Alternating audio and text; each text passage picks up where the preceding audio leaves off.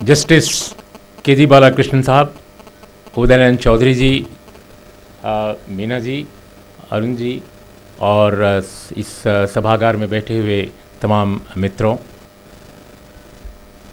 मैं पूरी कोशिश करूंगा कि समय के साथ अपनी बात ख़त्म करूं। मैं एक जर्नलिस्ट हूं, जैसा आप में से बहुत सारे लोग जानते हैं, एक साधारण लेखक हूं। तो मैं कोई राजनीतिक दल का नहीं हूं, न मेरे पास सामाजिक आंदोलनों का कोई अनुभव है। मैं बहुत पॉपुलर ढंग से बातें नहीं कह पाऊंगा। मेरे पास मिथकों का भी बहुत अध्ययन नहीं है, तो वो भी मैं उतरूंगा नहीं। लेकिन जो विषय उदयनारायण चौधरी जी ने मुझे सजेस्ट किया है, वो उस पर मैं काम करता रहा हूँ और आप सब उसको जानते हैं बहुत अच्छी तरह। हम कोशिश करेंगे ये बताने की कि आखिर ये वजह क्या है कि ये सिलसिला थमता नहीं। आखिर देश को आज़ाद हुए इतने वर्ष हो गए, हम महाशक्ति बनने की बात कर रहे हैं, हम विश्वगुरु बनने का बात कर रहे हैं, लेकिन ये जो देश की आबादी का एक बहुत महत्वपूर्ण हिस्सा है, जो सबसे अधिक कामगार लोग हैं, जो सबसे अधिक मेहनत कश लोग हैं, उन्हीं के खिलाफ इतना सारा उत्पीड़न, इतनी सारी एट्रोसिटीज़, इतने सारे दमन क्यों होते हैं। तो इसी पर हम अपनी बात फोकस करेंगे। देखिए, अपने देश में जहाँ तक मैं समझता हूँ कि भारत के दलित बहुजन की दास्ता और उत्पीड़न की जो महागाथा है, जो त्रासद महागाथा यूँ कहा जाए, वो मनुस्मृति से नहीं शुरू होती। ये मनुस्मृति से भी बहुत पुरानी है। मनुस्मृति में उस दास्ता, उस गुलामी के तमाम हथकंडों का सूत्रीकरण किया गया, उसे सूत्रबद्ध किया गया। तो ये सेंचुरीज ओल्ड, सहस्त्राब्दियों पुरानी है और इसके मूल में वो सोच है, वो दर्शन है, वो विचार है, वो धर्म है, जिसे तरह तरह से अलग अलग कालखंडों में, अलग अलग भाषाओं में, अलग अलग शब्दों में संबोधित किया गया। हिंदू जो शब्द है वो बिल्कुल नया है और बुनियादी तौर पे हिंदू शब्द किसी हिंदू का दिया हुआ शब्द नहीं है जो आज हिंदू हैं। ये तुर्कों का दिया हुआ शब्द है। आप सभी, बहुत सारे जो पढ़े लिखे लोग हैं, जो विद्यार्थी हैं, जानते हैं ये तुर्कों का दिया हुआ शब्द है। इसके पहले जो भी ये सोच था, जो भी ये दर्शन, जो भी विचार थे, उसको आप कुछ भी कह लीजिए। सनातन कुछ लोग कहते हैं, कुछ ब्राह्मण धर्म कहते हैं, कुछ तमाम तरह के वैदिक धर्म कहते हैं, उत्तर वैदिक, तमाम जो ये फेजेस हैं हिस्ट्री की, उसमें बुनियादी जो समस्या हमारे समाज में एट्रोसिटीज़ की है, दमन उत्पीड़न की है, वो वही है। मुगलों और अंग्रेज़ों के कार्यकाल को मैं थोड़ा, चूँकि संक्षेप में बोलना है, तो मैं जल्दी आऊँगा मूल विषय पर। मुगलों और अंग्रेज़ों के दौर में उत्पीड़न का जो सिलसिला, खासकर दलितों, आदिवासियों, जिसको मूल निवासी कह रही थी मीना जी बार बार, ये मूल निवासियों के खिलाफ शायद उतना नहीं हुआ। शायद क्या, ये इम्पेरिकल स्टडीज़ भी इसको लेकर हैं, डेटाज भी हैं इसको लेकर, तो उतना शायद नहीं हुआ जितना कि जो तथाकथित हमारे देश का जो अपने आप को ब्राह्मण धर्म के पैरोकार हैं, उनके दौर में हुआ। तो ये वो फेज़ है जो लगातार ये सिलसिला जारी रहा। और सच पूछिए तो तमाम निगेटिव्स के बावजूद, तमाम नकारात्मकताओं के बावजूद, जो मुग़ल और कॉलोनियल इंडिया है, उसमें इन वर्गों, इन समाजों को एक तरह से अपनी बात को कहने का कहीं न कहीं एक फोरम मिला। इसके पहले तो बात कहने का ही कोई फोरम नहीं था, कोई स्पेस नहीं था। तो जो ये फोरम मिला, उसमें अगर हम देखते हैं जो आज़ादी की लड़ाई जब लड़ी जा रही थी, तो मेरे हिसाब से, हालांकि इस पर डिफरेंस ऑफ ओपिनियन हो सकती है, लेकिन मेरे हिसाब से आज़ादी की लड़ाई के दौरान, मैं जानबूझकर ये बैकग्राउंड आपको बता रहा हूँ ताकि ये बात समझ पाएँ या हम समझा पाएँ कि एट्रोसिटीज़, ये उत्पीड़न जो है हो क्यों रहा है, इसके पीछे जेनेसिस क्या है, इसकी बैकग्राउंड क्या है। आज़ादी की लड़ाई के समय हमारे यहाँ 5 धाराएं, कम से कम 5 धाराएं मौजूद थीं। आज़ादी की लड़ाई में कोई एक धारा नहीं थी और बुनियादी तौर पे जो सबसे बड़ी धारा थी वो कांग्रेस की धारा थी, जिसको हम पॉपुलर ढंग से गांधी नेहरू की धारा कह सकते हैं। बाद के दिनों में भले ही शुरुआत किन्होंने भी की हो कांग्रेस की, लेकिन एक गांधी नेहरू धारा जो डोमिनेंट फोर्स थी। दूसरी जो धारा थी वो आरएसएस और हिंदू महासभा की धारा, जो आज़ादी की लड़ाई में पार्टिसिपेंट नहीं थी, जो हिस्सेदार नहीं थी, लेकिन उसी वक्त कैसा भारत बनेगा, क्योंकि आज़ादी की लड़ाई को लड़ रहे तमाम लोग नए भारत का सपना भी देख रहे थे कि जब अंग्रेज चले जाएंगे तो भारत को कैसा बनाएंगे। तो एक गांधी नेहरू का एक सपना था, उनकी एक आइडिया ऑफ इंडिया था, जिसको हम अंग्रेजी में आइडिया ऑफ इंडिया कहते हैं, भारत का स्वप्न। और दूसरा जो आइडिया ऑफ इंडिया था वो दरअसल आरएसएस, हिंदू महासभा या इस तरह के तमाम संगठन जो बने थे, 1925 के आसपास आरएसएस बन गया था। भले ही वो छोटा ऑर्गेनाइजेशन था, लेकिन उसका भी एक आइडिया ऑफ इंडिया था। लेकिन दिलचस्प बात ये थी कि आज़ादी की लड़ाई में वो हिस्सेदार नहीं थे कहीं भी। वो कभी कभी प्रभात फेरियां कर लेते थे नागपुर में, पुणे में, किसी गली में, किसी मोहल्ले में, लेकिन इसके अलावा उन्होंने कुछ भी नहीं किया। ये इतिहास में जो फैक्ट्स हैं वो मैं नरेट कर रहा हूँ। मैं कोई बात आपको मिथकों की, कोई बात कल्पना की नहीं कर रहा हूँ। ये फैक्चुअल पोजीशन जो है हिस्ट्री की और तमाम तरह के हिस्टोरियन की लिखी हुई। तीसरी जो धारा थी, अच्छा एक और बात बताना बहुत जरूरी है कि जो कांग्रेस आंदोलन था उसमें भी आरएसएस और हिंदू महासभा के जो एलिमेंट्स थे वो उसमें भी शामिल थे। उस कांग्रेस धारा में भी एक धारा थी जो इस तरह के कंजर्वेटिव्स की थी, तो उनका भी एक आइडिया ऑफ इंडिया था। एक चौथी धारा थी तीसरी धारा, जो भगत सिंह और उनके साथियों की थी, जो बहुत कम दिनों तक वजूद में रही, क्योंकि उसका समूल नाश करने की कोशिश अंग्रेजों ने की और उसमें सफलता भी उनको मिल गई। चौथी जो धारा थी वो अंबेडकर की धारा थी, डॉक्टर भीमराव अंबेडकर की धारा। और पांचवी जो धारा थी भारत के वामपंथियों की धारा थी। ये जो 5 धाराएं हैं, अगर इसमें से एक धारा को छोड़ दिया जाए, आरएसएस, हिंदू महासभा इत्यादि को, तो 4 जो धाराएं थीं ये भारत का एक सपना बुनती हैं, भारत को लेकर एक ड्रीम, एक ये सामने पेश करती हैं, एक ब्लूप्रिंट पेश करती हैं जो अतीत के भारत से बिल्कुल डिफरेंट है, जो अतीत के भारत से विच्छेद है, एक तरह से बिल्कुल आप यूं कह सकते हैं कि उसका कोई सीधा कंटिन्यूटी में कोई रिश्ता नहीं नजर आता। एक नया भारत, ठीक है, उसकी अपनी अलग अलग सोच हो सकती है। कोई कह सकता है कि नहीं, उसमें ये गड़बड़ी थी, उसमें मीन्स ऑफ प्रोडक्शन को लेकर, इक्वलिटी को लेकर, सिस्टम को लेकर, सौहार्द को लेकर, रिश्तों को लेकर, मानव रिश्तों को लेकर कोई नई बात नहीं थी, कोई कह सकता है। लेकिन जो पहले का भारत, क्योंकि भारत तो नाम नहीं था, भारत तो नाम बहुत बाद में पड़ा, आप जानते हैं सभी लोग, तो जो छोटे छोटे राज्य या मझोले राज्य थे या बड़े राज्य थे, सबको अगर मिलाकर कोई भारत की तस्वीर उभरती है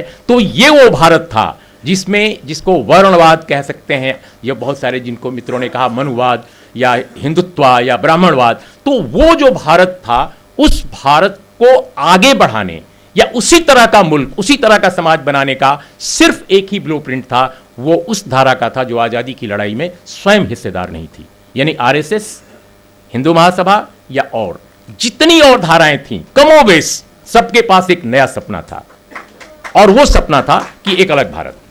तो यहां से मैं अपनी बात शुरू करता हूं। आज संयोगवश वह धारा जो आजादी की लड़ाई में शामिल नहीं थी, और वह धारा जो भारत को नया भारत नहीं बनाना चाहती थी, जो अतीत में ले जाना चाहती थी, जो मनुवाद के, जिसको मनुवाद कहते हैं बहुत सारे हमारे मित्र, तो उस मनुवादी सांचे में या खांचे में जो फिर से भारत को कैद करना चाहती थी, वो धारा इस वक्त भारत की सत्ता के सदर मुकाम पर काबिज है। ये एक बिल्कुल अद्भुत कहानी है इस लोकतांत्रिक भारत में जो 70 वर्ष पुराना हो चुका है। ये एक अनोखी घटना है कि कैसे एक ऐसी शक्ति जो निगेटिव थी, जो भारत जहां डेवलप कर रहा था, भारत जिस दिशा में जा रहा था, उस दिशा से उसको बिल्कुल पीछे की दिशा में ले जाना चाहती थी, वो धारा लोकतांत्रिक भारत में बैलेट के बल पर चुनाव जीतकर सत्ता के शीर्ष पर है। ये एक अद्भुत घटना है। अब मैं ये आपको ये कहना चाहता हूं कि जो आज़ादी की लड़ाई में संघ सभा, हिंदू महासभा, हेडगवार, सावरकर, ये सभी लोग बुरी तरह पराजित हुए आज़ादी की लड़ाई के दौरान। पराजित शब्द इसलिए मैं कह रहा हूं, ये कोई युद्ध नहीं लड़ रहे थे, इन्हें समर्थन नहीं मिला, इन्हें जनता का समर्थन नहीं मिला। लेकिन वो धारा जो अंग्रेजी हुकूमत का विकल्प हिंदू पुनरुत्थान के रूप में देख रही थी, हिंदू शब्द का मतलब आप समझ रहे हैं, मेरा मतलब है सवर्ण ब्राह्मणवाद। तो जो एक ब्राह्मणवादी हिंदुत्व या मनुवादी हिंदुत्व, जो भी आप शब्द यूज कर लें, क्योंकि हिंदू से इसको कंफ्यूज मत कीजिए, ये कोई धर्म वरम नहीं है, ये सिर्फ एक सोच है एक क्रूर विचार है, इसलिए मैं जानबूझकर इस शब्द का बार बार इस्तेमाल नहीं करना चाहता। हिंदुत्व भी एक कंफ्यूजन क्रिएट करने वाला शब्द है। बहुत सारे हमारे मित्र हिंदुत्व यूज करते हैं, लेकिन मैं उसको मनुवाद ही ज़्यादा कहना पसंद करता हूँ। मनुवाद बहुत ही खूबसूरत शब्द है, इसलिए उसका जितना प्रयोग किया जाए मुझे लगता है वो बेहतर है। तो ये जो सपना है, ये जो सोच है, ये जो विचार है, वो हिंदू पुनरुत्थान को जो आगे ले जाना चाहता हूं वो काबिज हो गई। ये दिलचस्प बात है। सन 47 में जो भारत निकला, सन 47 में जो भारत निकला था, वो मुगल और ब्रिटिश काल के दौरान से जो बदलाव भारतीय समाज व्यवस्था में चल रहे थे, खासकर जो पॉजिटिव जो विचार, जो सोच सकारात्मक थी बहुत सारी चीजों की, चाहे वो नीचे से, चाहे ऊपर से, चाहे सिस्टम से, वो कुल मिलाकर अगर देखा जाए तो 47 में जो चेंज हुआ, उस विचार को आगे बढ़ाने का दरवाजा खुला।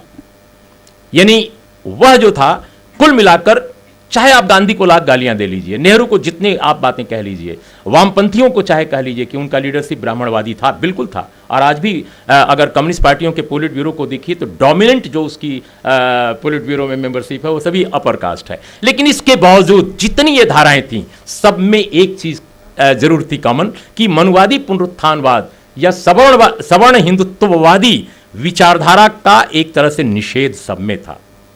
और वो मैं तथ्यों के आधार पर बताऊंगा अभी थोड़ी देर में कि कैसे था। लेकिन जो निषेध करने वाली शक्तियां थीं, वो 2014 में आते आते बिल्कुल खलास हो गई। क्यों हुई, ये सोचने की बात है। तो मुझे ऐसा लगता है कि जो हारी हुई शक्तियां थीं, चाहे वो हिंदू महासभा हो, चाहे वो संघ हो, चाहे जनसंघ हो, स्वतंत्र पार्टी हो, प्रजा परिषद हो, कश्मीर वाली प्रजा परिषद, ये सभी लंबे समय तक काम करती रहीं समाज में। और समाज में सिर्फ झंडा लेकर, नारे लगाकर नहीं। बहुत सारी पार्टियां बहुत अच्छे विचार रखती हैं, लेकिन वो केवल नारे लगाती हैं, विचार केवल भाषण दे लेती हैं, कभी आयोजन कुछ कर लेती हैं, लेकिन जनता के बीच जा करके उन्होंने काम नहीं किया। इन लोगों ने कीर्तन, भजन, मंदिरों का विस्तार, आपको मालूम है मैं जिस इलाके में रहता हूं, दिल्ली का एनसीआर है, नेशनल कैपिटल रीजन, जो उत्तर प्रदेश में आता है।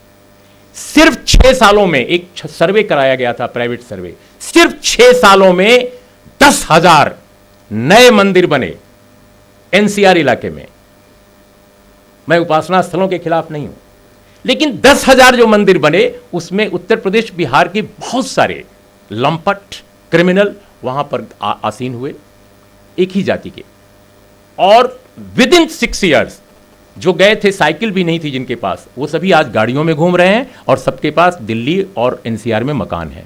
तो हमारा ये कहने का मतलब है कि जो लोग बिल्कुल जिनके पास समर्थन नहीं था, उन्होंने कैसे धर्म का हथकंडा अपना करके, और उन्होंने कीर्तनों के जरिए, भजनों के जरिए, तमाम तरह के नए देवी देवताओं के जरिए, सिनेमा के जरिए, टेलीविजन चैनलों के जरिए, मनोरंजन चैनलों के जरिए, सब कुछ उन्होंने लगातार काम किया कंसिस्टेंटली। और चूंकि भारत का कॉर्पोरेट वर्ग, भारत का जो व्यवसायी वर्ग है, बड़ा व्यवसायी वर्ग, उनके साथ था, यानी सवर्णवादी हिंदुत्व, ब्राह्मणवादी हिंदुत्व और भारत का कॉर्पोरेट, दोनों की ताकत मिली हुई थी। इसलिए उन्होंने बहुत खूबसूरती के साथ इस्तेमाल किया।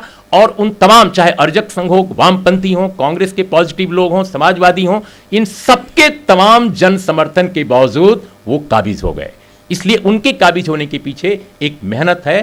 प्लीज आप इस बात को समझिए, वरना फिर आप इतिहास में बार बार गलतियां करते जाएंगे। उन्होंने मेहनत की, उन्होंने फ्रॉड का एक बड़ा तंत्र खड़ा किया, उन्होंने मिथ्या का एक बहुत बड़ा दार्शनिक ढांचा खड़ा किया। और आप सिर्फ नारों में, सिर्फ अच्छी बातों में लगे रह गए कि आपके पास इतिहास है, आपके पास विरासत है, आपके पास दर्शन है, आपके पास विचार है, आपके पास अंबेडकर है, आपके पास बुद्ध है, आपके पास सब कुछ है, लेकिन आप जनता के बीच नहीं थे।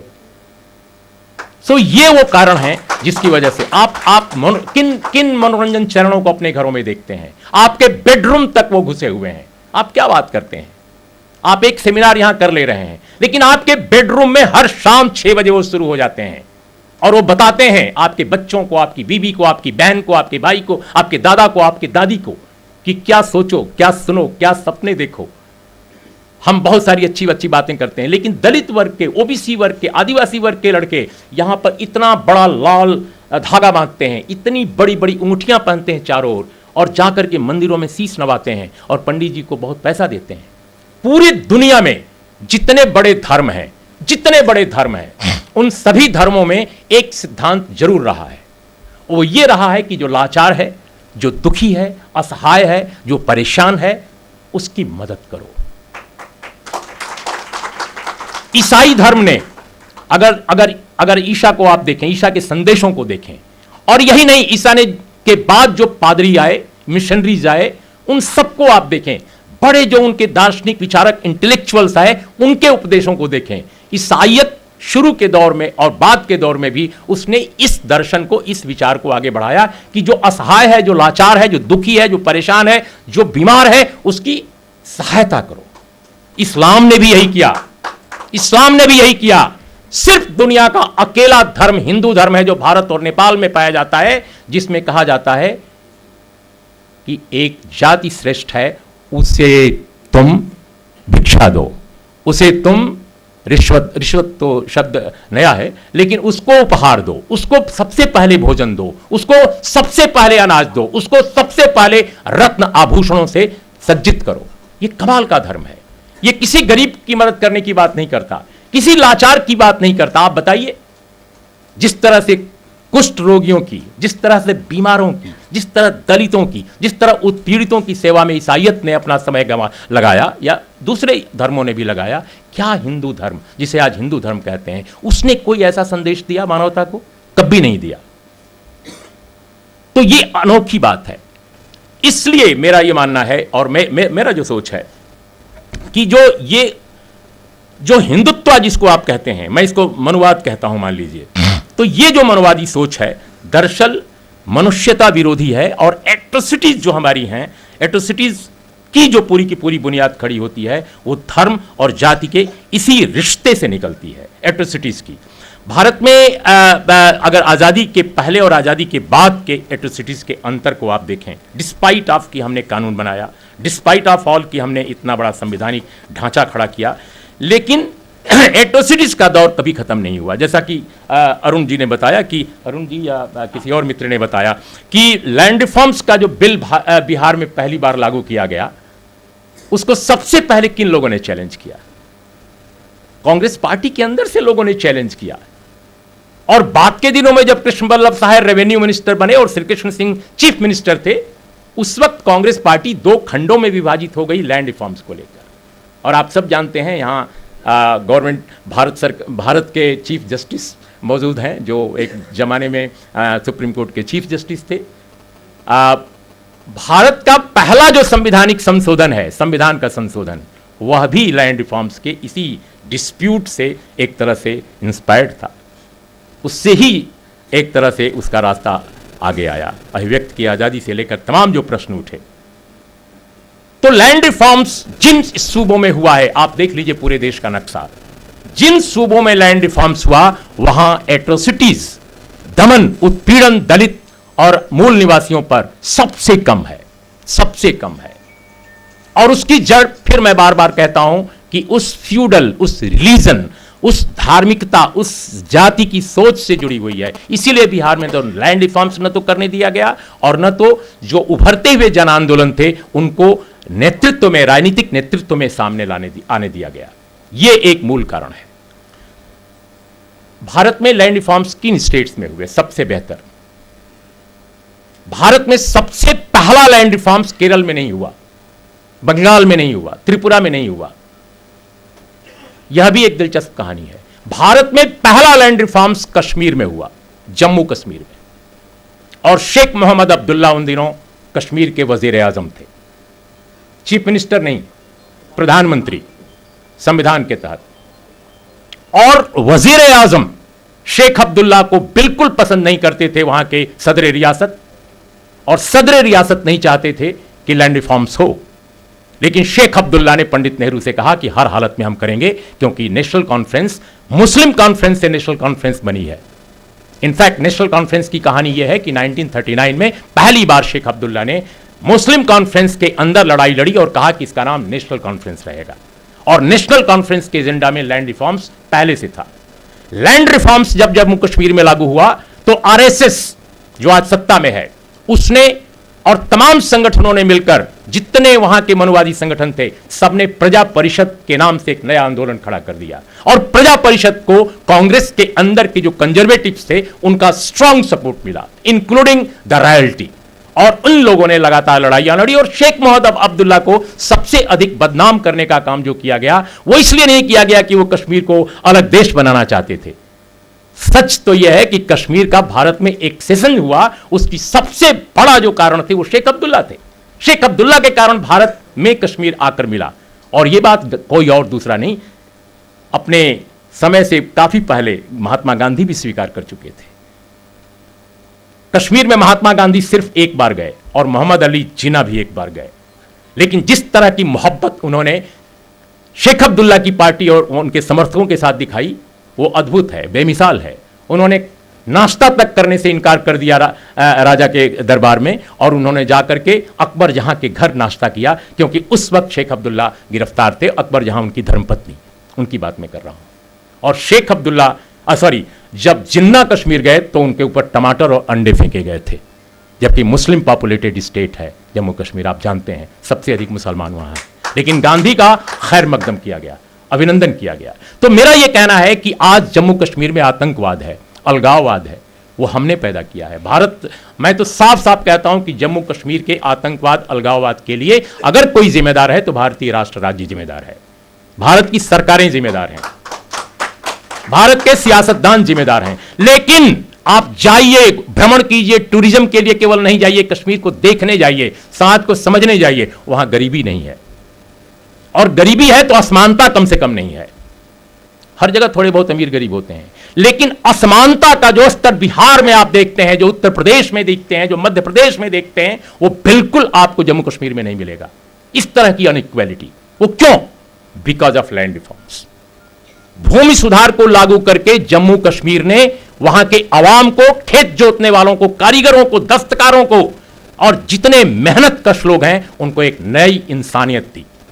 वो क्यों नहीं कर सके नेहरू? वो क्यों नहीं कर सके दूसरे नेता?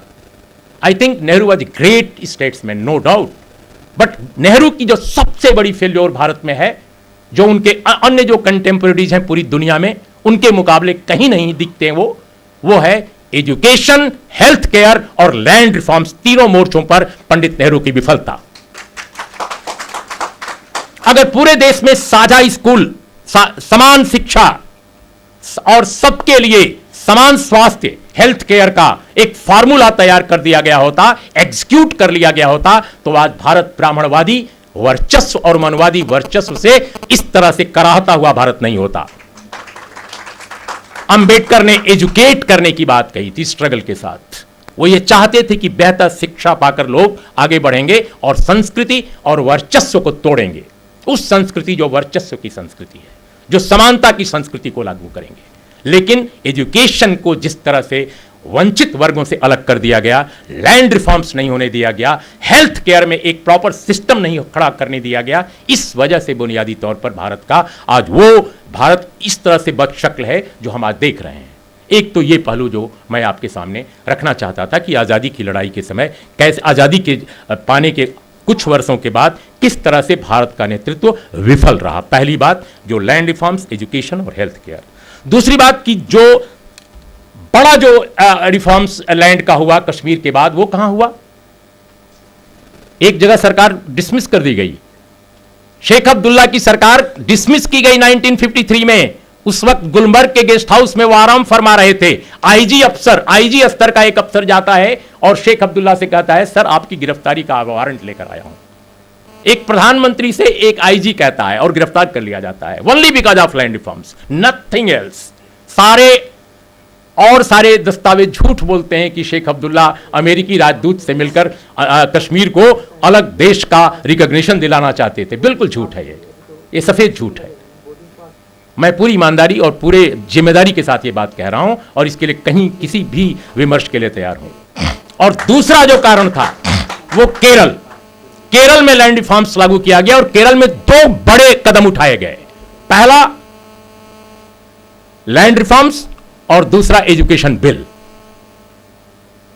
एजुकेशन बिल जो वहां पर पेश किया गया वह भी बहुत महत्वपूर्ण बिल था और आज यही कारण है कि केरल भारत के शीर्ष राज्यों में है विकास के मामले में। विकास, वो विकास नहीं जो डराता है, वो विकास नहीं जो दलितों उत्पीड़ितों के साथ अत्याचार करता है। विकास वाकई एक डरावना शब्द है। मैं तो विकास जब भी कोई कहता है ना, दिल्ली का जब भी टेलीविजन में विकास की कोई बात करता है मैं डर जाता हूं कि लगता है फिर अंबानी अदानी का कोई देवदूत आ गया है जो उनके लिए सिर्फ मुद्रा की बारिश करेगा, जो पैसे की बारिश करेगा ये विकास के नाम पर। सच पूछिए तो केरल में लैंड रिफॉर्म्स के जरिए और एजुकेशन बिल के जरिए सचमुच प्रगति और प्रोग्रेस का, विकास का एक नया रास्ता तैयार किया गया है। और यह में समुद्रीपात की सरकार भी, दिलचस्प बात यह है कि वो भी डिसमिस की गई। दुनिया की पहली निर्वाचित वामपंथी सरकार थी वो, निर्वाचित, वो भी डिसमिस की गई।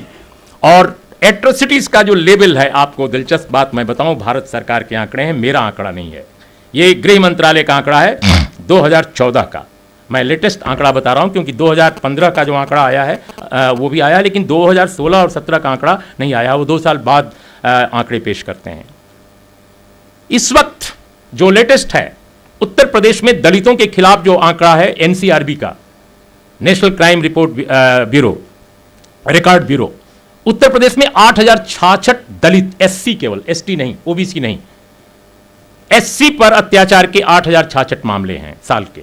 और ये माफ कीजिएगा, ये दर्ज बहुत कम होते हैं, आधे। इसको इसलिए आप मानिए कि ये 15-16 हजार से ऊपर होंगे। बिहार में 7874 हैं। उत्तर प्रदेश और बिहार ये दोनों दलितों पर अत्याचार के मामले में अव्वल राज्य हैं, सबसे आगे, सबसे आगे। तीसरा जो राज्य है जो सबसे आगे है वो है राजस्थान, 6734, आंध्र प्रदेश 2104, मध्य प्रदेश 3294, गुजरात 1075। 1075 का आंकड़ा गुजरात का है, लेकिन यह भी आपको बता दूं कि आंकड़ा इससे बहुत ज्यादा था। गुजरात सरकार ने बाकायदे गृह मंत्रालय को पिटीशन दिया कि हमारे यहां से जो आंकड़े आए हैं वो गलत हैं, हम आपको फिर से नया आंकड़ा भेज रहे हैं। और उन्होंने नया आंकड़ा जो भेजा वो कम करके भेजा, वो 1075 है, ये ऑन रिकॉर्ड है गृह मंत्रालय में। महाराष्ट्र में 1763, तेलंगाना में 1427, त्रिपुरा जहां लैंड रिफॉर्म्स भी लागू किया गया है और जहां आदिवासियों और गैर आदिवासियों के झगड़ों को मानिक सरकार ने बेहतर ढंग से हल किया है, वहां पर दलितों पर अत्याचार का मामला 01 यानी सिर्फ एक घटना है। और यह भारत सरकार का आंकड़ा है, मेरा नहीं है। केरल में 712 यह भी 1000 नहीं छू सका है। वो बता रहे थे कि भारत को विकास का जो मॉडल चाहिए, गुजरात मॉडल चाहिए, उस गुजरात में 1000 से ऊपर है, लेकिन केरल में 712 है, जहां शिक्षा, लैंड रिफॉर्म्स के क्षेत्र में, हेल्थ केयर के क्षेत्र में बेहतरीन काम हुआ है। बंगाल में 130 है, 130 कम्युनल क्लैश कराने की कोशिश हो रही है, वहां लगातार ध्रुवीकरण हो रहा है, लेकिन दलित अत्याचार बंगाल में भी, इसके बावजूद की असमानता वहां बहुत है अभी भी, लेकिन 130 केवल है, क्योंकि लैंड रिफॉर्म्स वहां भी हो चुका है। तो जिन जिन स्टेट्स में लैंड रिफॉर्म्स हुआ, जिन जिन स्टेट्स में एजुकेशन, हेल्थ केयर के क्षेत्र में बेहतर काम हुआ, वहां अत्याचार भी घटा है। रूपसपुर चंदवा क्यों हुआ? उदयनारायण चौधरी जी ने अभी उसका जिक्र किया था। रूपसपुर चंदवा पूर्णिया जिले के धमदाहा इलाके का एक गांव था। मैं बहुत डिटेल में नहीं जाऊंगा, लेकिन रूपसपुर चंदवा से लेकर और बथानी टोला तक, लक्ष्मणपुर बाथे से लेकर शंकर बीघा तक, ये क्या है? ये सिर्फ कुछ हत्याकांडों के नाम नहीं है, ये दिमाग में उगी हुई बगनखी मानसिकता है। आपके दिमाग में अगर बगनखी नाखून है, अगर आपके दिमाग में क्रूरता है, आपके दिमाग में खून है, आपके दिमाग में ईगो और आपके दिमाग में घमंड है, तो उसको आप किसी कानून से सिर्फ नहीं बदल सकते। उसको बदलने के लिए समाज में बदलाव चाहिए, एक सांस्कृतिक नवजागरण चाहिए। और अगर आप देखें, राजस्थान का उदाहरण मैं फिर दूंगा। राजस्थान में चूंकि बड़े रजवाड़े, फ्यूडल स्टेट रहा है लगातार, वहां कोई नए ढंग का एक सोशल रिफॉर्म मूवमेंट भी नहीं रहा जो केरल में रहा। चाहे वो नारायण गुरु का मूवमेंट हो, आप श्री नारायण गुरु को सभी लोग जानते हैं। आंध्र प्रदेश के कुछ एक इलाकों में, तमिलनाडु में द्रविड़ आंदोलन रहा, अंबेडकर साहब का पूरे देश में प्रभाव रहा। तो जिन जिन स्टेट में प्रभाव रहा सामाजिक सुधार आंदोलनों का, राजनीतिक आंदोलनों का, नए ढंग के नवजागरण का, वहां एट्रोसिटीज लगातार कम होती गई। लेकिन राजस्थान में भारत की सिर्फ 6% दलित आबादी रहती है। पूरे राजस्थान में दलित आबादी पूरे भारत का, अगर पूरे भारत के दलितों का आप आंकड़ा लें तो सिर्फ 6% रहती है दलित आबादी। लेकिन उनके खिलाफ क्राइम कितना है दलितों के खिलाफ? आप चकित रह जाएंगे। 17%, 17%। राजस्थान में जितने क्राइम होते हैं अपर कास्ट के खिलाफ, चाहे दलित के खिलाफ, चाहे आदिवासी के खिलाफ, वो क्राइम जितने होते हैं उनका 65% क्राइम सिर्फ दलितों के खिलाफ होता है। यानी राजस्थान में अगर कुल क्राइम 100 हो रहा है आम सबके खिलाफ, तो उसका 65 क्राइम सिर्फ दलितों के खिलाफ होता है। यह कमाल का लोकतंत्र है। और कहा जा रहा है कि राजस्थान बीमारू राज्य से आगे बढ़ गया है। अब बीमारू राज्य यूपी बिहार की तरह नहीं रहा। इससे बड़ा बीमारू राज्य क्या है? जो देश की एक बड़ी आबादी, जो सबसे अधिक काम करती है, जो सबसे अधिक मेहनत कश है, उसके खिलाफ क्राइम में 65%। अब मैं जरूर आऊंगा विकास के मॉडल और बिहार को लेकर भी। देखिए, बिहार में जैसा मैंने पहले कहा कि लैंड रिफॉर्म्स न होना, एजुकेशन के क्षेत्र में, हेल्थ के क्षेत्र में पिछड़ा होना, ये मूल कारण है। अगर आप पहले के जितने हत्याकांड हैं, इन दिनों हत्याकांड उस हिसाब से कम हो रहे हैं, इसमें कोई दो राय नहीं, मैं इस बात को रिकॉग्नाइज करता हूं। लेकिन कम हो रहे हैं इसका मतलब ये नहीं है कि मानसिकता खत्म हुई है। इसके कुछ दूसरे फैक्टर हैं, ये कभी भी सतह पर आ सकते हैं। क्योंकि जो लोग लगातार हत्याकांडों को अंजाम देते थे या जो लोग हत्याकांडों के पीछे होते थे, वो लोग आज सत्ता के शीर्ष पर हैं, दिल्ली से लेकर पटना तक। जो लोग रणवीर सेना के कमांडर इन चीफ के मरने पर एक क्राइम की घटना में वो भी उपद्रवियों के जुलूस का नेतृत्व करते थे, वो भारत सरकार के मंत्री बने हुए हैं। क्या करेंगे आप? और जो भी कहता है कोई सही बात, कोई भी विवेक की बात करता है, उसको वो लोग कहते हैं पाकिस्तान चले जाओ। ऐसे लोग। तो इसलिए मुझे लगता है कि कई बार ये जो डायनेमिक समाज की होती है, वो भी चीजों को रोकती है, या कई बार एक थोड़े देर के लिए राहत पहुंचाती है कि भाई अब तो हम सिंहासन पर हैं, अब थोड़ा सा हम संभल के रहेंगे। लेकिन इससे मानसिकता नहीं बदली है। और उसकी वजह बता दूं कि देखिए, बथानी टोला जुलाई 1996 में हुआ था। 21 दलित मारे गए, एक ही शाम 21 दलित, औरतें और बच्चे भी रणवीर सेना ने मारा, एवरीबडी नो। 2012 में हाई कोर्ट से बाइज्जत रिहा हो गए सारे के सारे। जेसिका लाल दिल्ली में एक लड़की मारी गई थी। टाइम्स ऑफ इंडिया ने कोर्ट के गलत फैसले पर सवाल उठाया और एक अच्छी हेडिंग लगाई, खूबसूरत हेडिंग, 8 कॉलम में। मैं चूंकि जर्नलिस्ट हूं तो मैं हेडिंग के महत्व को जानता हूं। टाइम्स ऑफ इंडिया की heading, nobody killed Jessica, nobody killed Jessica. Jessica को किसी ने नहीं मारा। लेकिन 21 दलित जब मारे गए और हाई कोर्ट ने रिहा कर दिया, किसी बड़े हाई टाइम्स ऑफ इंडिया ने नहीं कहा नोबडी किल्ड 21 दलित इन बिहार। नो, किसी ने नहीं कहा। व्हाई? क्योंकि मीडिया भी एक ऐसा मंच है जहां एक ही तरह के लोग केवल हैं। भारत के मीडिया में 97%, ये मैं एथेंटिक डाटा दे रहा हूं, कोई कोट कर सकता है और कोई चैलेंज करेगा नहीं, 97% के करीब लोग एक ही तबके के हैं। अगर साउथ को छोड़ दिया जाए तो यह संख्या और बुरी हालत हो जाएगी। और मैं आपको बताऊं, इस मीडिया के समाजशास्त्र पर मीडिया के अंदर या भारत के एकेडमिक्स में कोई गंभीर रिसर्च, कोई बात करने वाला नहीं है। रॉबिन जेफरी नाम का एक प्रोफेसर जो ऑस्ट्रेलिया के मेलबोर्न यूनिवर्सिटी में, सिंगापुर में अब हैं, मेलबोर्न यूनिवर्सिटी में जब वो पढ़ाते थे तब उन्होंने एक रिसर्च किया। 10 साल की मेहनत के बाद, 10 इयर्स की मेहनत के बाद उन्होंने मेहनत की और एक किताब लिखी रॉबिन जेफरी ने। उस किताब का नाम है इंडियाज न्यूज़पेपर रिवॉल्यूशन। वो अंग्रेजी, हिंदी, उर्दू तमाम भाषाओं में अनुवादित है। Indian institute of mass communication ने इंडियन लैंग्वेजेज में उसको ट्रांसलेट किया है। एक विदेशी ने आकर भारत के मीडिया पर यह किताब लिखी कि भारत के मीडिया में बहुत सारी अच्छाइयां हैं, लेकिन एक अद्भुत बात मुझे नजर आई कि एक भी दलित संपादक नहीं है। और जिस वक्त वो किताब लिख रहे थे, जिस वक्त वो किताब लिख रहे थे उस वक्त भारत के राष्ट्रपति KR नारायणन थे। और सौभाग्य मेरा है कि वो मेरे वाइस चांसलर भी रह चुके थे। मैं जब पढ़ता था JNU में तो he was my vice chancellor. राष्ट्रपति जी के बारे में उन्होंने लिखा कि ये अद्भुत लोकतंत्र है जो दिखाने के लिए एक बड़े विद्वान दलित इंटेलेक्चुअल को भारत का राष्ट्रपति बना चुका है, लेकिन एक भी संपादक नहीं बनने देता है दलित का। आज भी दलित हैं राष्ट्रपति, लेकिन वो जो दलित राष्ट्रपति थे वो बेमिसाल व्यक्तित्व थे। वो the great, I mean organic intellectual, I mean there is no comparison. I am not saying कि अब मैं किसी के बारे में ये नहीं कह रहा हूं कि कौन अच्छा कौन बुरा है, लेकिन के.आर. नारायणन साहब अद्भुत व्यक्ति थे।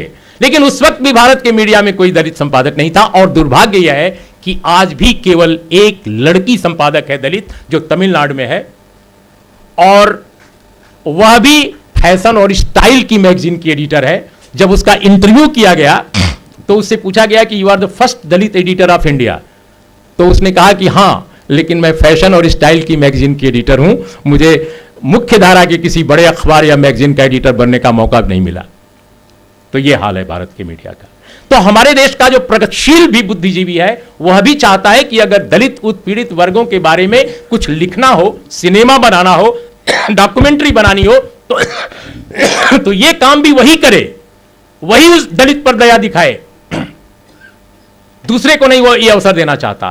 तो मैं एट्रोसिटीज पर जो बात कर रहा था, मैं कंक्लूड करूंगा, थोड़ा लंबा हो रहा है मुझे लगता है, कि बथानी टोला का मैंने जिक्र किया। लक्ष्मणपुर बाथे दिसंबर 1997 में हुआ, अरवल जिले में 58 दलित मारे गए, 58, 27 औरतें 16 बच्चे, 27 औरतें 16 बच्चे। अब उन बच्चों का सोचिए क्या कसूर। साक्ष्य के अभाव में 2013 में माननीय high court, Patna high court, the great high court, I always respect the courts, उसने उनको बाइज्जत रिहा किया। के.आर. नारायणन साहब ने उस लक्ष्मणपुर बाथे पर कमेंट किया कि भारत के लोकतंत्र के माथे पर यह कलंक दिख रहा है। बहुत ही दुखी थे उस जजमेंट के बाद, और उस घटनाक्रम के बाद, सॉरी मैं करेक्शन करता हूं, उस घटनाक्रम पर उन्होंने बहुत दुखी होकर कमेंट किया। लेकिन भारत के सिंहासन पर, जो वास्तविक सिंहासन था, उस पर कोई असर नहीं पड़ा। और शंकर बिघा जहानाबाद में 1999 में हुआ, अगेन 23 दलित मारे गए, सभी गवाह होस्टाइल हो गए, सारे गवाह होस्टाइल। ऐसे मामलों में गवाह कैसे होस्टाइल बनते हैं, अब मैं कुछ नहीं बोलूंगा। यहां ऑनरेबल चीफ जस्टिस भारत के बैठे हैं जो एक समय रहे, और वो बेहतर जानते हैं और वो बेहतर बता भी सकते हैं। सभी बरी हो गए। इसी तरह मियाँपुर, नगरी बाजार, असंख्य सिलसिला है। अगर बिहार में दलितों की हत्याओं का एक सिलसिला बनाया जाए तो आई मीन ये कर्मनाशा की धार से भी बड़ा लंबा है, ये ज्यादा बड़ी कर्मनाशा है, ये दलील आई मीन हंड्रेड्स ऑफ तो मेरा ये कहना है कि ये जो स्थिति है वो स्थिति बिहार में लैंड रिफॉर्म्स के नहीं लागू होने, समानता का दर्जा नहीं मिलने, एजुकेशन, हेल्थ केयर में जो काम नहीं हुआ, इक्वलिटी जो समाज में नहीं लाई गई। हमने लोकतंत्र तो ओढ़ लिया, लेकिन लोकतंत्र की जो बुनियादी बात है वो हमने नहीं अपनाई। जो हमारे अंदर फ्यूडल एरोगेंस उभरता रहा और एक अजीब तरह का खतरनाक मंजर जो बार बार पेश करता रहा, वो मूल कारण है।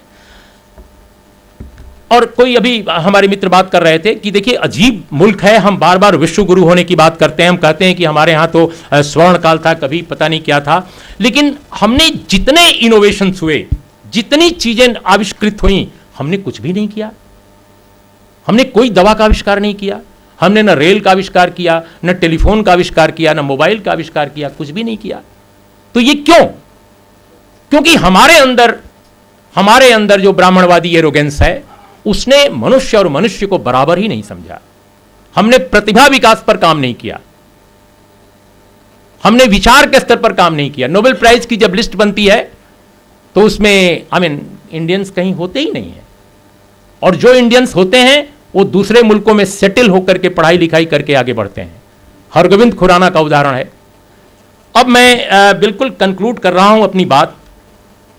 मेरा ये बस कहना है कि जो अभी जो जैसे गुजरात का उदाहरण दिया हमारे मित्र उदय नारायण चौधरी जी ने कि भाई गरबा देखता हुआ एक जयेश सोलंकी नाम का लड़का मार डाला जाता है कि भाई गरबा क्यों देख रहा है। उसके जवाब में मैंने देखा कि अम्बेडकराइट्स का एक समूह वहां स्वयं अंबेडकर गरबा करने लगा है उसके जवाब में। और यही नहीं, जय संतोषी माता की तर्ज पर उसने जय अंबेडकर बाबा करके एक गाना शुरू कर दिया है। मुझे लगता है कि अंबेडकर के चिंतन में इससे ज्यादा विकृति और कुछ नहीं हो सकती है। अंबेडकरवादी अगर संतोषी मां या हिंदुत्व की भजन कीर्तन मंडली के एक अंबेडकरी संस्करण में अपने को तब्दील करना चाहते हैं तो यह चिंताजनक बात है। आपको विमर्श का नया विकल्प पेश करना है, आपको चिंतन का नया विकल्प पैदा करना है। मैं तो यह कहता हूं कि दलित को जाति से ऊपर उठना है, दलित को जाति तोड़ना है। एनिहिलेशन ऑफ कास्ट, अंबेडकर की महानतम रचना, जो एक छोटा सा भाषण था जो देने नहीं दिया गया अंबेडकर को। अगर छोटी सी किताब को आप देखिए तो अंबेडकर जातियों के विनाश की बात करते हैं, जातियों को नष्ट करने की बात करते हैं, और जातियों को वही नष्ट कर सकता है जो जानता है कि जाति कितना बड़ा दंश है। इसलिए भारत के वर्णवाद से अगर निपटना है तो मुझे लगता है भारत में अगर दलितों उत्पीड़ितों के ऊपर जो एट्रोसिटीज हैं, अगर उनका खात्मा करना है तो भारत की आज़ादी की लड़ाई की जो 5 धाराएं जिनका जिक्र मैंने किया, उसमें 3 धाराओं का अगर कन्वर्जन होता है, उन 3 धाराओं अगर कन्वर्ज होती हैं, तो मैं समझता हूं उनसे एक नया रास्ता बनता है। वो कौन धाराएं हैं? अंबेडकर, भगत सिंह और वामपंथी आंदोलन। वामपंथी आंदोलन को भी पुनर्विचार करना होगा, क्योंकि उसके ऊपर अगर उन्होंने दलितों पिछड़ों के अंदर सबसे अधिक काम किया, लेकिन नेतृत्व में हमेशा उनके यहां हिंदुत्व तो मैं नहीं कहूंगा, लेकिन अपर कास्ट केवल हावी रहा। अगर वो इसे रिव्यू करते हैं, अगर नए सिलसिला एक चलाते हैं, एक नए ढंग का वाम चिंतन शुरू करते हैं, और भगत सिंह विचारधारा जो उस वक्त भी रिलेवेंट थी, आज भी रिलेवेंट है, अगर इन तीनों का समुच्चय होता है, तीनों का कन्वर्जन होता है, मैं समझता हूं कि भारत में विकल्प वही है। इसके अलावा मुझे कोई और विकल्प नहीं दिखता।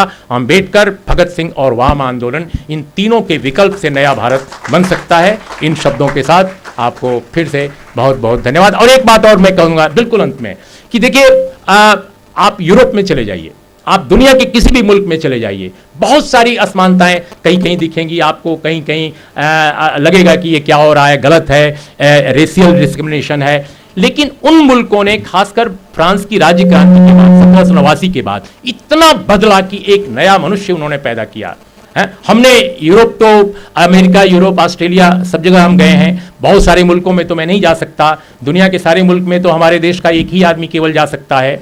लेकिन लेकिन लेकिन लेकिन लेकिन मैं जिन मुल्कों में गया हूं, मैं आपको दिलचस्प बात बताऊं, भारत की तरह की रेशियल डिस्क्रिमिनेशन, इस तरह का कास्ट डिस्क्रिमिनेशन मैंने जीवन में कहीं नहीं देखा। और रेशियल चिल्लाते हैं यहां के लोग कि रेशियल डिस्क्रिमिनेशन की बात क्यों कर रहे हैं। अभी एक सम्मेलन हुआ, उस सम्मेलन में यह बात आई कि भारत में गुलामी बहुत ज्यादा है, स्लेवरी बहुत ज्यादा है। इस पर भी चिल्लाने लगे लोग, मीडिया भी चिल्लाने लगा, अरे साहब हम तो स्लेव रखते नहीं, अरे आप तो घर घर में स्लेव रखे हो, आप क्या बात करते हो। लेकिन फिर भी नहीं। तो ढकोसला इतना ज्यादा है इस मुल्क में, हमारे समाज में, और वो सिर्फ इसलिए है कि हमने वॉल्टेयर नहीं पैदा किया, हमने वॉल्टेयर नहीं पैदा किया, हमने एरिस्टोटल नहीं पैदा किया, हमने उन महापुरुषों को नहीं, हमने यहां तक कि टॉल्स्टॉय जैसा लेखक भी नहीं पैदा किया। कुल मिलाकर अगर देखा जाए हिंदी बेल्ट में तो जयशंकर प्रसाद, प्रेमचंद, फणीश्वर नाथ रेणु, ये 2 बड़ी टावरिंग पर्सनालिटी दिखते हैं। साउथ में भी बहुत सारे टावरिंग पर्सन। तो कल्चर के लेवल पर, लिटरेचर के लेवल पर, आर्ट के लेवल पर, पॉलिटिक्स के लेवल पर जो बड़ा काम होना चाहिए था हिंदुस्तान में, वो नहीं हुआ, क्योंकि एक ताकत रोकती रही, और वो है सवर्णवादी मनोवाद। और यही वो वजह है जिसकी वजह से एक सिलसिला जो थमा हुआ है, जो यूरोप से, अमेरिका से, ऑस्ट्रेलिया से, सब जगह से हम सबक ले सकते हैं, देख सकते हैं कि दुनिया के उन मुल्कों ने, छोटे छोटे मुल्कों ने कितनी प्रगति की है, और सिर्फ इसलिए की है कि उन्होंने समानता को स्थापित किया है। पूंजीवादी मुल्क हैं, लेकिन समानता किसी भी समाजवादी, तथाकथित समाजवादी मुल्क से उनमें ज्यादा है। डेनमार्क, नॉर्वे, फिनलैंड, स्वीडन, इन मुल्कों को आप देखिए, डेमोक्रेसी का जो फ्रीडम ऑफ प्रेस का जो इंडेक्स बनता है, इंटरनेशनल इंडेक्स, उनमें नंबर 1 से नंबर 10 तक यही मुल्क हैं। और भारत कहां पे है? 136वें पर। भारत 136वें नंबर पर है। गैर बराबरी में भी हम 135वें के आसपास हैं। तो ये वो कारण है। इन शब्दों के साथ आप सबका बहुत बहुत धन्यवाद।